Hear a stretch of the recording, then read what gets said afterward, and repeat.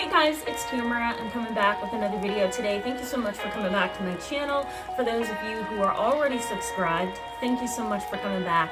For those of you who are not subscribed, I encourage you to go ahead and hit the subscribe button over here on the left side, your right, my left, so that you can stay tuned with us as we talk about trauma. This is my specialty, and so we're gonna get back into the mood of talking about trauma. We are gonna have a 4-week series on trauma, and I'm gonna post videos Mondays and Fridays.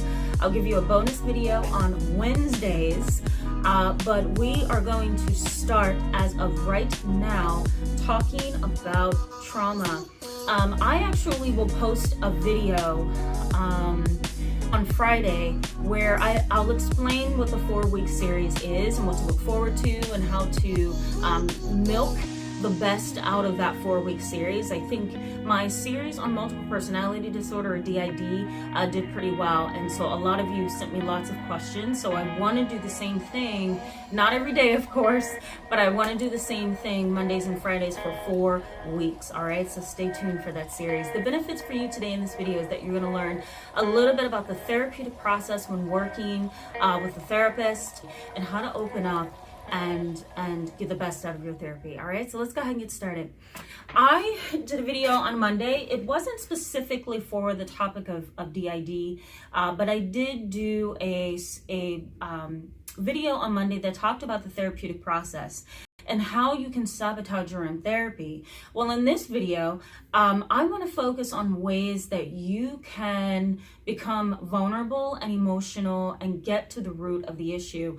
One of the things that I stated in the video is that a lot of clients come to therapy not with the intention of sabotaging their therapy, but they tend to do it because they don't know what else to do, right? A lot of clients who are struggling with very painful information, including healing from trauma, may sabotage for the simple purpose of delaying or pushing back the process of counseling. So in other words, you might be somebody who has struggled with intergenerational trauma. I'm going to post that video up here so you can learn a little bit more about that. Your mom was abused and neglected, you were abused and neglected, and you're abusing and neglecting your own children. Well, you may come to therapy for tools on how to work with your children so as to delay the harmful effects of your abuse on your child, right? You know that your parenting is going to be a little shaky, but you want to try to fix it before it goes too far. Well, let's say you're in counseling and you're holding back, right? You come to therapy, you're talking about everything else, you're gossiping about everything else, you're not really getting to the root of things, right? You're being smart alecky with your therapist. Those are all defense mechanisms. You're saying no, no, no, no, right? You don't want to have anything to do with the painful information that's on the inside. So I had some questions on my last video about this, and so I want to address those in this video. So let's go ahead and just jump right on into this, all right? So the first thing that I encourage you to do is to be honest, okay? When you are in counseling, you have to be honest so that your therapist can actually help you, right? We can't help you if you're not going to be honest, if you're not going to be open about what's going on. No, you may delay sharing certain information until the next session or maybe even the 10th session, and that's fine. But I think in order to get the best out of therapy, you have to be willing to gamble, right? I told somebody that in the previous video in the comment section. You have to be ready to gamble. And what I mean by that is you have to be ready to throw the dice on the table and wait for the therapist to pick it up, right? And the therapist is trained to deal with people, if it's a good therapist, who are afraid and have a hard time opening up. So I think it's okay for you to withhold some information until you feel comfortable, but don't withhold it all. You have to be honest, all right? The second thing is test and wait, all right? I encourage you to test and wait.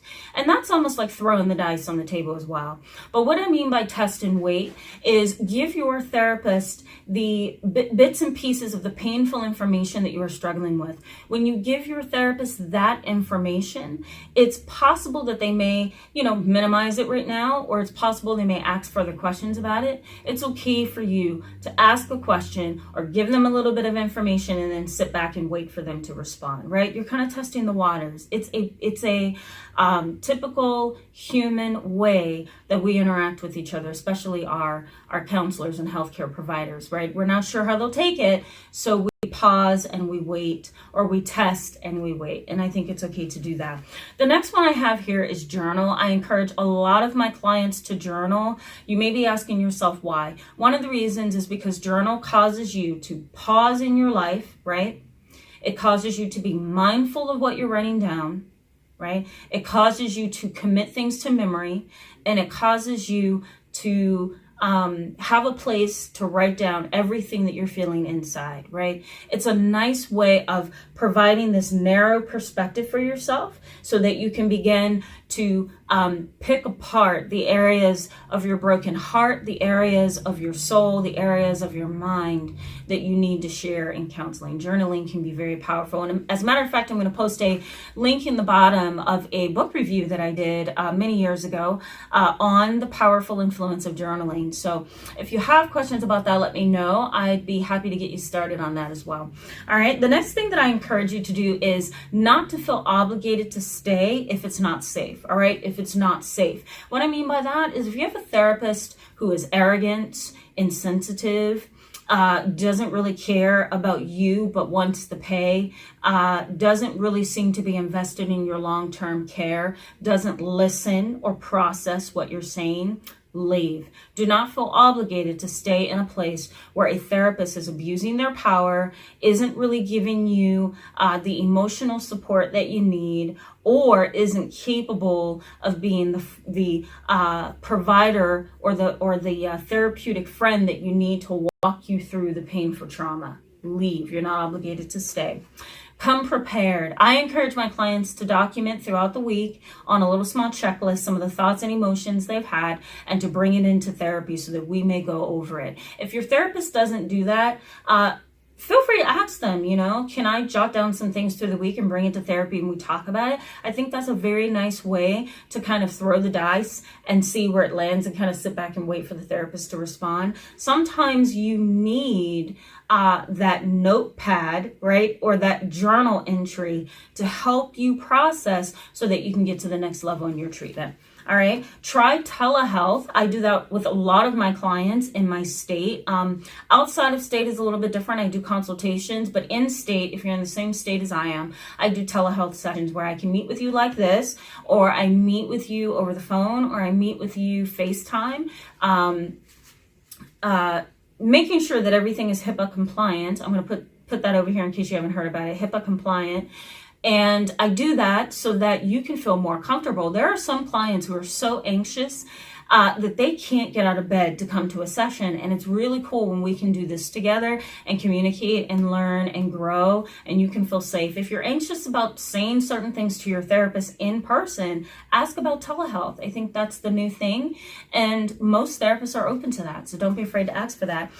And ask for homework. A lot of the things that I do with my clients involves homework. I'll say go home and journal once a week, or, go home and engage in guided imagery. Here's a website, here's a desk, here's a CD, right? Or, go ahead and do exposure therapy. If you're anxious about getting on trains, I encourage you to get on one once a month or twice a week, right? So homework is often helpful. And I think that's a nice way to kind of open you up to things so that you don't have to stay stagnant in counseling. The whole goal is to move you forward, right?